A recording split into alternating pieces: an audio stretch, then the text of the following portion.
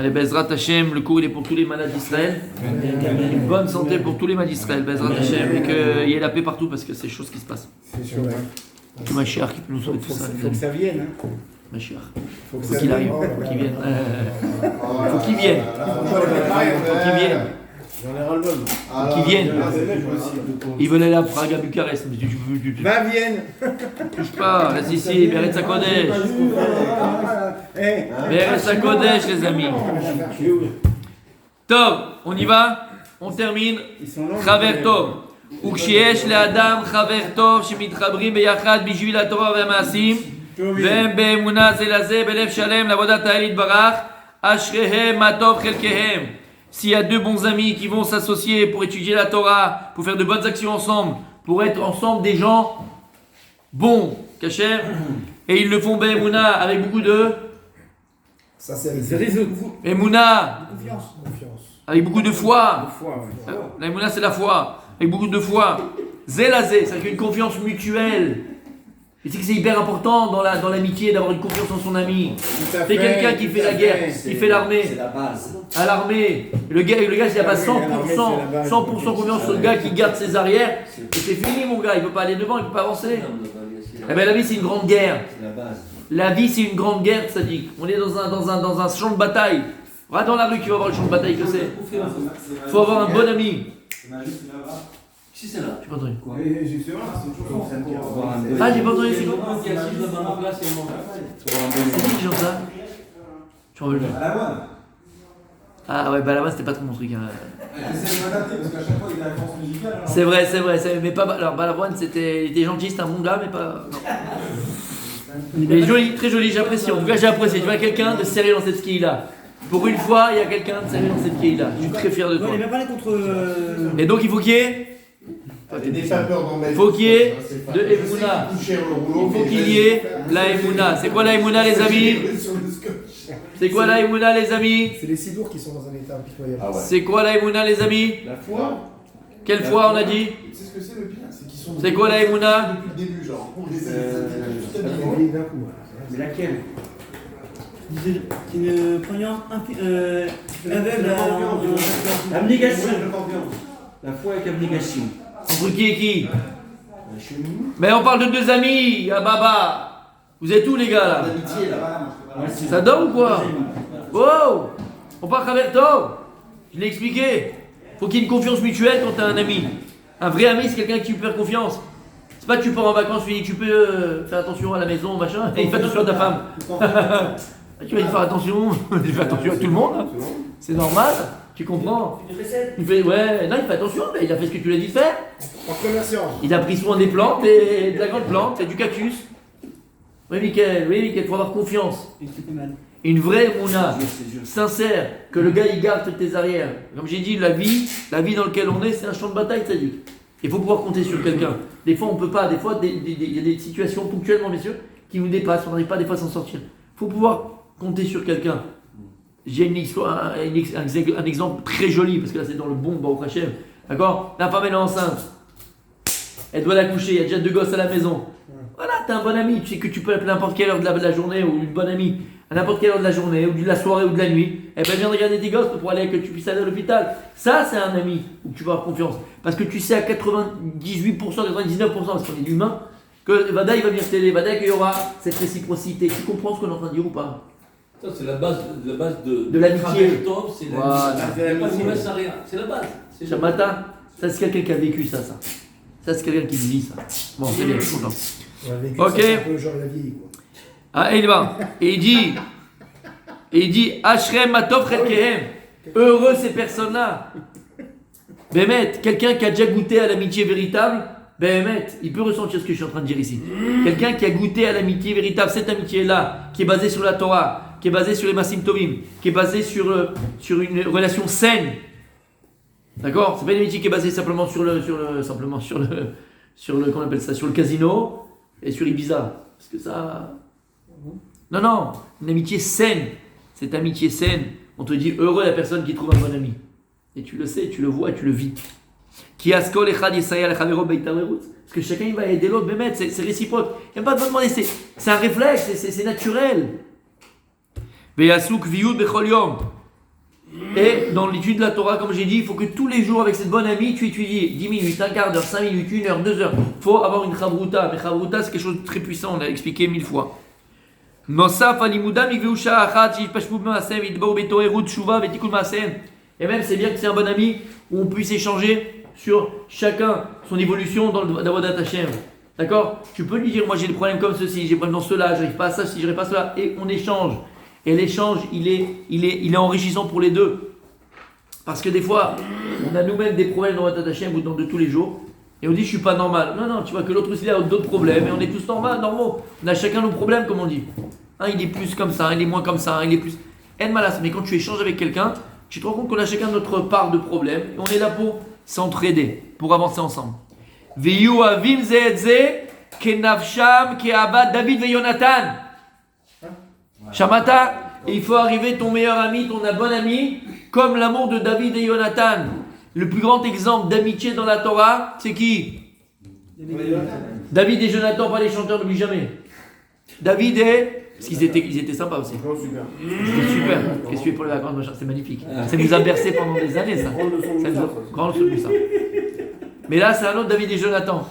C'est qui? David Ameler, Jonathan, le fils de Shaoul. Ils ont combattu ensemble, c'est pour ça que quand on va Plus que ça, Tzadik, plus que ça. Plus que ça, Tzadik. Pourquoi? Qui était l'héritier de Shaoul? Jonathan. Qui était l'héritier de Shaoul? Jonathan, c'était le fils de Shaoul. Et Shaoul Amelech, le roi Shaoul, il était un petit peu et beaucoup même jaloux de qui? De David Amelech, parce qu'Akadosh Baruch Hu, il a choisi David à la place de Shaoul et de ses enfants, puisque Shaoul a fait 2 erreurs, de ne pas avoir attendu le prophète pour faire les sacrifices, entre autres, de ne pas tuer tout Amalek, il a laissé le bétail, et donc Akadosh Baruch Hu, il a dit par l'intermédiaire de Shmuel Hanavi, prophète Samuel a qui? Au roi Shaoul, c'est fini. La royauté ne sera plus entre tes mains, je vais choisir quelqu'un de mieux que toi. Et c'est qui ce mieux que lui? David Amelech. Donc tout le monde le savait. Mais David, il était à la cour du roi. Puisque David, rappelez-vous, qu'est-ce qu'il a fait de magnifique et d'extraordinaire? Il soignait le roi Shaoul. Qu'est-ce qu'il avait, David Amelech, d'extraordinaire? Pourquoi il était à la cour du roi? Il jouait de là. Non. Pourquoi David Amelech, il était à la cour du roi et à la table du roi? Qu'est-ce qu'il a fait d'extraordinaire? Il a tué Goliath. Et en tuant Goliath, qu'est-ce qu'il est devenu? Un héros, joueur d'or. Je suis pas un héros, t'as vu? Ça j'apprécie. Ça j'apprécie. Qu'est-ce qu'il est devenu? C'est Balavoine. Attends, pas son cousin. Non, ah oui, parce que moi, oui. Qu'est-ce qu'il est devenu, David Amelech? En gendre, il s'est marié avec sa fille. Aïe. Il est devenu le genre de Shaoul. Plus que ça. Puisqu'il s'est marié avec Michal. Puisque Shaoul, il a dit que celui qui tuera Goliath, il aura ma fille en mariage. Et David a tué Goliath. Donc il était le beau-frère de David Amelech. Jonathan, histoire de famille. Et Shaoul Amelech était jaloux de David Amelech, il voulait le tuer. Alors qui était de manière claire et précise l'héritier de Shaoul? Son fils Jonathan. Et Jonathan aurait pu réagir exactement comme son père et dire non, c'est moi le roi. Tout le monde sait combien on a tué, combien on a massacré pour le pouvoir. Et Jonathan, Il n'y a pas de père en fils. de père en fils, ça dit. C'est le père en fils, la royauté. La royauté. Le père en fils, ça dit. Après, il avait été joué en Valère. Parce que ça s'est séparé. Mais à la base, c'est de père en fils. Alors pourquoi c'est l'exemple? Pourquoi c'est l'exemple d'amitié David et Jonathan? Parce que malgré tout, Jonathan a tzaddik. Et je vous ai dit même une fois, c'est pour ça que j'ai appelé mon fils Jonathan. Il n'était pas jaloux, au contraire. Mon fils, je l'appelais Jonathan, Bémet. Parce qu'à cette période-là, j'ai étudié le Nar, j'étais dans ce passage-là. Et je suis tombé amoureux de Jonathan. Quel personnage! Qu'est-ce qu'il a dit? Ça, au foot, c'est pas ça. Jonathan? Ah, il prend exemple sur son papa. Hier, il s'est entraîné 1h30, il a mis un point. Tu leur as pas dit? Ah bon. Hier, Je peux comprendre. il a quand même 1h30 pour mettre un point hier. Hein, Qui? Jonathan. Ouais, bon, mais c'est bon, quelle équipe il joue? Si tu veux gagner le dimanche, bon, bref. Qu'est-ce qu'il y a? On était 5 contre 5 avec un petit, qu'est-ce que tu veux? Et t'es fier de toi? 5 contre 5 avec un petit. C'est incroyable. 5 contre 5? Bon, bref. Allez, on avance parce que je peux pas. Le rap, Je peux pas. son chapeau et sa chemise, il met ses baskets de foot, il switch. BMS, ça devient un autre homme. Sans forcer. C'est ça qui est beau, c'est sans forcer sur une jambe. Elle était belle. Bon. Vous n'avez pas aidé Julien la semaine prochaine? Il n'y a pas des bons joueurs? Ouais, grave. Quoi? Un peu comme son père. Moi? Pas du tout. Son père, il joue très bien, son frère. Ouais, voilà. C'est pour ça qu'il s'appelle. Oui, mais là, tu veux pas savoir ton niveau quand même. Ça se fait. Non, mais. Bon, Non, mais sérieusement. on équilibrera les équipes la semaine prochaine. Sérieusement, je Je jouerai avec toi, Julien, ça va? Il faut faire venir Youssef, il va témoigner. Je jouerai avec toi. Bon, allez, les amis. Donc, et tout, écoutez, Jonathan, j'ai appelé mon fils Jonathan. Pourquoi je tombe amoureux de Jonathan? Pourquoi? Parce que c'est une personne qui est modèle à émettre, qui a été et qui a reconnu la vérité. Et Jonathan, il a tout fait pour que David devienne le roi. Et d'ailleurs, c'est l'amour entre David et Jonathan, puisque Shaoul voulait tuer David, et Jonathan protégeait David Amelech. Il le protégeait contre son père.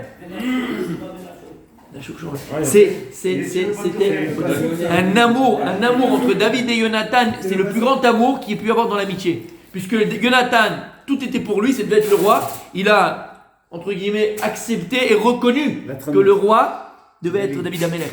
Et plus que ça, il a protégé David Amelech. Il a tout fait pour que David devienne roi. D'ailleurs, quand Jonathan a été tué par les Philistins, il y a dans le Nach, dans Malachim, dans Shmuel, pardon, il y a tout un chant de David Amelech. Quand il chante et quand il parle de Jonathan, ça fait des frissons, c'est extraordinaire.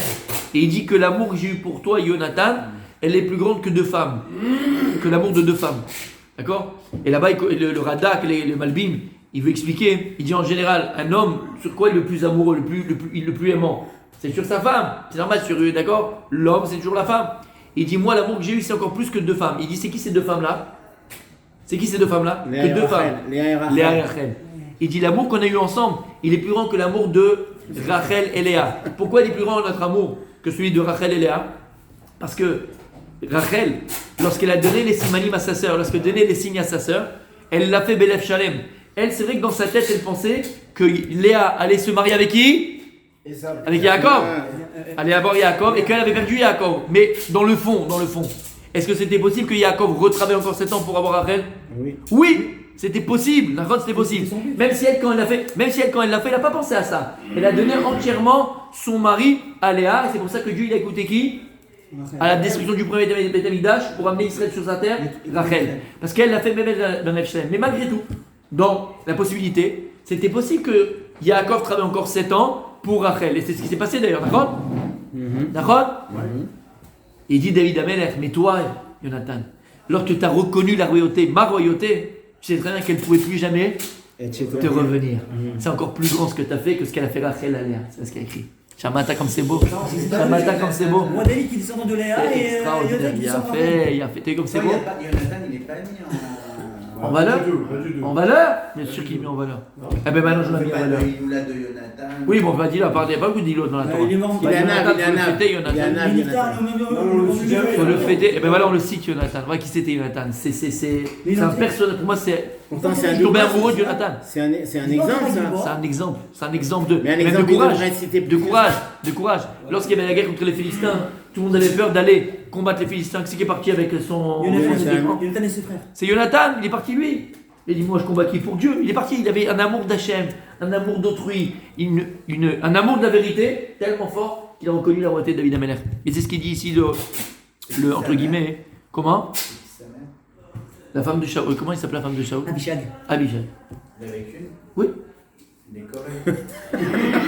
Viu, au contraire, Miguel, arrête de faire le mytho, on attend ce moment avec impatience qu'on puisse. Bon, bref. Et donc, les amis, dans l'amitié que tu dois avoir, Rabbi David, avec ton ami, ton bon ami, c'est comme l'amitié de David et Jonathan. C'est-à-dire, c'est quoi alors? Ça veut dire quoi? C'est une amitié chez Natlouya Badava. C'est ce qui est écrit dans Pirkei Avot. C'est une amitié qui ne dépend de rien. Total. Je suis ami avec toi, je t'aime, j'attends rien en retour. J'attends rien de toi. Je t'aime parce que je t'aime. Tu comprends ce que je veux dire? On est amis parce qu'on est amis. C'est la plus grande amitié, celle-là, qui dépend de rien. En plus, le roi David, il est Amar Achacham. Il est parti voir son fils, mais Mephibosheth. Il a fait ça après. Amar Achacham, d'accord? En nekev amachat tsar leshne oavim. Ven orchav haolam dai leshne sonim. Écoutez bien, c'est très joli. Oh là.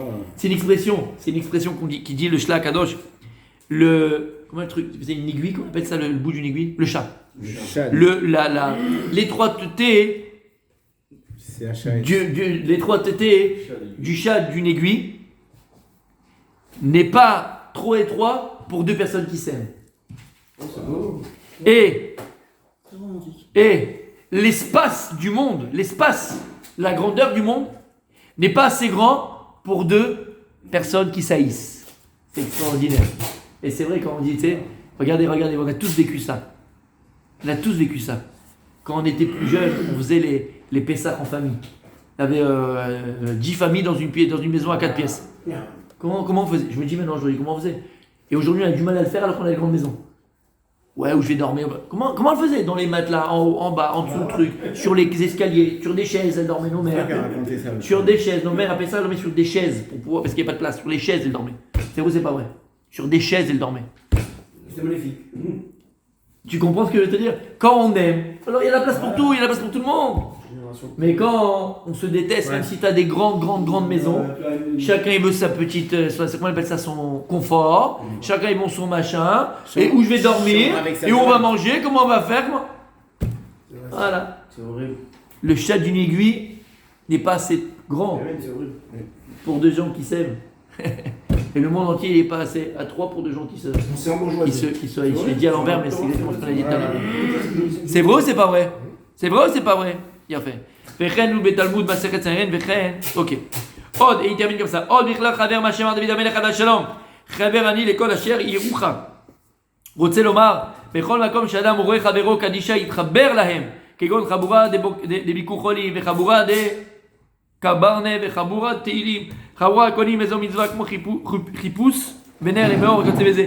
Il dit, le Rav, cherche des gens qui font des mitzvot pour t'associer à leur amitié. Il y a des gens qui organisent dans les hôpitaux, aller voir les malades. Je crois que c'est les gens de Balaïnara, c'est les gens bons, ces gens-là. C'est les gens bien, ces gens-là. T'es traber et les rêves. Colle-toi à eux, associe-toi à eux. Des gens qui font des mitzvot, qui vont acheter des tzitzit pour les chayalim, ils vont aller dans les bases donner aux chayalim.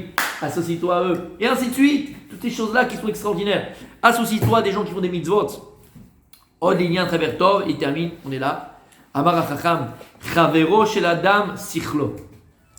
Ve'oivo ta'avato. Ah, qu'est-ce que c'est beau cette phrase. Et il dit maintenant, et je terminerai avec ça, il dit le Rav, le meilleur ami de l'homme, c'est son esprit. Et le plus grand ennemi de l'homme, c'est ses passions. Voilà ton meilleur ami. Ton meilleur ami, c'est ta réflexion. Comme il y a écrit dans Pirkei Avot. Avant de faire quelque chose, il faut que tu réfléchisses à Srar mitzvah kedet efsada, efsed mitzvah kedet srara, ve'srar avera keneged efseda. Réfléchis. Ton meilleur ami, c'est ton cerveau. Si tu réfléchissais avant d'agir, tu verrais que toutes les galères que tu t'éviterais. C'est vrai ou pas, Rabbi Aaron? Ah, Rabbi Aaron, je l'aime. Il ressent les choses dans son. Je te connais, mon tzaddik. Mais ça se travaille, c'est pas grave. Et l'essentiel, c'est de savoir qu'on doit travailler. Parce qu'il y en a qui ne savent même pas qu'ils doivent travailler sur eux-mêmes. Et tu comprends? Ton meilleur ami, c'est quoi? C'est ta réflexion. Réfléchis avant d'agir. Réfléchis avant de parler. Réfléchis à ce que tu vas faire. Réfléchis à ce que tu vas dire. Réfléchis à ce que tu penses. Et ton plus grand ennemi, c'est quoi? C'est les ta'avot. C'est les plaisirs, les passions, les pulsions. L'appel du corps. Le lion. Tu sais comment on t'appelle, toi? Le lion de Ranana? Fais attention. Dans la Torah, dans les mitzvot, regarde ton sourire. Regarde, tu vois? J'ai pas un lion qui sourit. Moi, ça s'appelle crinière. J'ai un lion. C'est un chafet tov. Alken, itraber adam el asechel vaneshama. Et c'est pour ça que tu dois t'accrocher, t'associer à ton sechel, à ta neshama. Ton meilleur ami, c'est ta neshama. Ne fais pas l'impasse. On fait les faits d'un corps, on les fait d'une âme. Ton meilleur ami, c'est ton âme. Alors si ton meilleur ami, c'est ton âme, tu vas même mettre le corps au service de ton âme. Et ne fais pas l'inverse. Ne sers pas ton âme. Ne sois pas serviteur de ton âme. Laisse pas aller dans les tavotes et dans les plaisirs et les pulsions. Elle est très belle, cette phrase. Ton meilleur ami, c'est ta réflexion. Ton plus grand ennemi, c'est tes passions. On pourrait développer, mais c'est pas le but. On a dit des choses qu'il fallait dire. À demain.